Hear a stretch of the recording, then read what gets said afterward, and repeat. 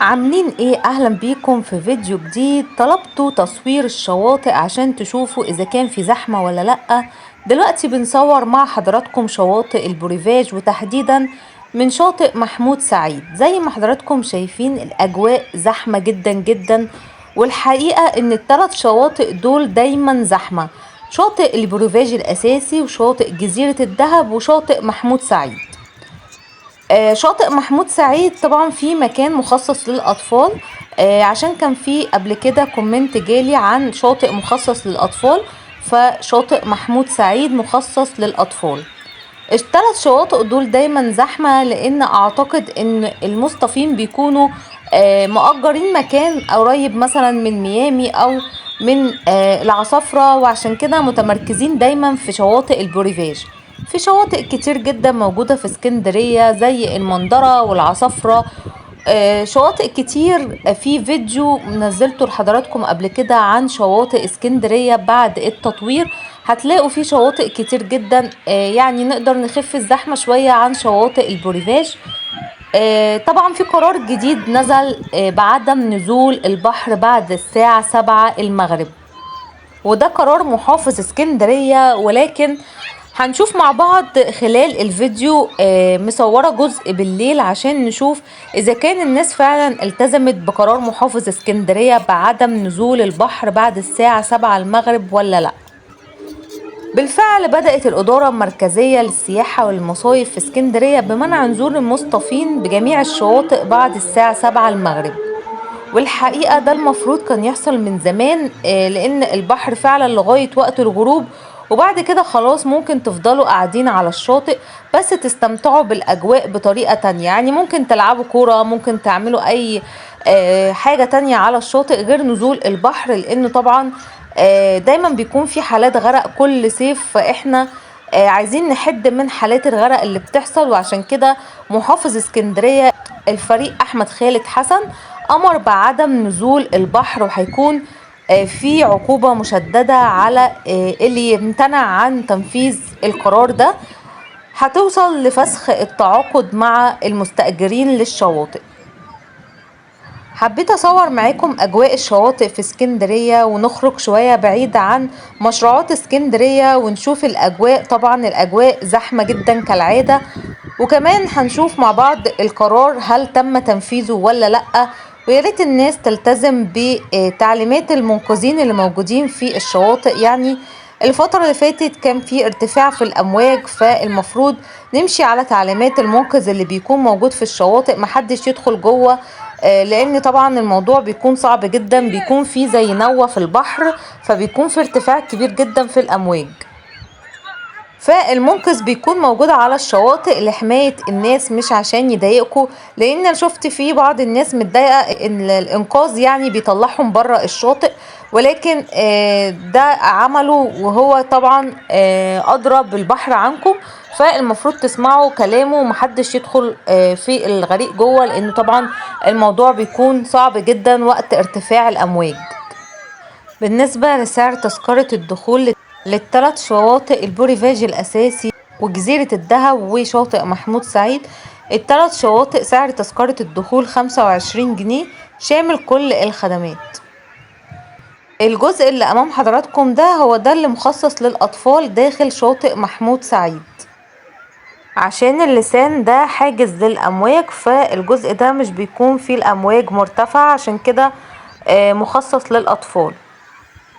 باقي الشاطئ كمان برضو الأمواج هادية جدا، ومفيش أي ارتفاع في الأمواج زي ما حضراتكم شايفين، والمية صافية جدا، مفيش أي خطورة في نزول الشاطئ. ولكن الخطورة كلها في نزول الشاطئ الساعة 7 المغرب، لأن خلاص الدنيا بتكون غيمت والجو مش بتاع نزول بحر خالص، وده هنا بيحصل بقى الخطر، لان ما بيكونش فيه انقاذ كتير على الشاطئ وقت الغروب، لانه خلاص كده من المفروض الانقاذ بيكون موجود طول اليوم من اول الساعة 7 صباحا لغاية 7 مساء. بعد كده بقى خلاص بيبقى فيه خطر لنزول البحر بالليل. طبعا شواطئ البروفاج طول فصل الصيف هتكون زحمة زي ما حضراتكم شايفين، عشان اللي ناوي يجي يصيف السنة دي يشوف بقى شواطئ تانية غير شواطئ البروفاج، عشان لو مش بتحبوا الزحمة، فشواطئ البوريفاج طول فصل الصيف زحمة جدا جدا، خصوصا كمان ان في شواطئ مقفولة بسبب التوسعة، زي السرايا واسحاق حلمي وإناس حقي. الشواطئ دي مقفولة تماما. بصوا جمال لون البحر، مقسوم لونين، لون فاتح قريب واللون البعيد ازرق غامق. اللون جميل جدا، والمية طبعا صافية ونضيفة، عشان محدش يقول مية بحر اسكندرية مش نضيفة. لا، المية نضيفة جدا، ولكن الناس هي اللي بتستخدمها استخدام خاطئ. دلوقتي الساعة حوالي 9:30 بالليل، وطبعا زي ما حضراتكم شايفين كل الناس موجودة على شاطئ البوريفاج زي ما هما، وكمان في البحر. فالمفروض يعني الشواطئ تلتزم بقرار محافظ اسكندرية، وقلنا ان منع نزول البحر بعد الساعة 7 المغرب، ولكن زي ما حضراتكم شايفين الناس داخل الشاطئ عادي جدا. مش عارفة ايه حبهم في نزول البحر بالليل. يعني لو في حد متابع على القناة عندي بيكون من الناس اللي بتنزل البحر بالليل، يقول لي ايه الحب في كده، يعني ايه المتعة في ان انتوا بتنزلوا الشاطئ بالليل بالمنظر ده. طول عمرنا عارفين ان المصيف والبحر الصبح، معرفش ليه ايه مدى حبكم في نزول البحر بالليل. ويعني ربنا يحفظكم جميعا وتتعرضوا للغرق وتبقى يعني الصيف مش لطيف على ايه. يعني نزول البحر يا جماعة من الساعة 7 صباحا للساعة 7 المغرب. يا ريت كل الشواطئ تلتزم بقرار محافظ اسكندرية منعا لتعرضهم للمساءلة، لانه في عقوبة مشددة وهتوصل لفسخ عقد الايجار لمستأجرين الشواطئ. فالموضوع مش هزار، ولكن لو هتفضلوا متمادين في الموضوع كده، احنا هنفضل نصور وننزل على القناة الفيديوهات ان حضراتكم مش ملتزمين بقرار محافظ اسكندرية بالتعليمات اللي قالها لازم كل الشواطئ تلتزم بيها. والناس كمان تخلي بالها على نفسها، محدش يا جماعة ينزل البحر بالليل. البحر بالليل خطر جدا، ومفيش انقاذ على الشواطئ زي ما بيكون بالنهار. احنا عارفين كمان ان في ناس ممكن تكون بتبات على الشاطئ لتاني يوم، عشان طبعا تستمتع باجواء البحر من اول النهار. فاستمتعوا باجواء البحر ونزول البحر من اول النهار، من اول الساعة 7 صباحا لحد 7 المغرب. مش لازم بالليل تنزلوا البحر، ممكن تعملوا اي حاجة تانية على الشاطئ. في العاب كتير وفي اجواء كتير جدا على الشواطئ من غير نزول البحر. مش لازم يعني، خلي نزول البحر يا جماعة بالنهار. هو البحر هتلاقوه موجود عادي، مش هيخلص ومش هيمشي عشان تعرضوا نفسكم للخطر بالمنظر ده. لحد كده طبعا الفيديو بتاعنا خلص. حبيت تشوفوا هل الشواطئ ملتزمة بقرار محافظ اسكندرية، وهل الناس كمان ملتزمة بالتعليمات ولا لأ.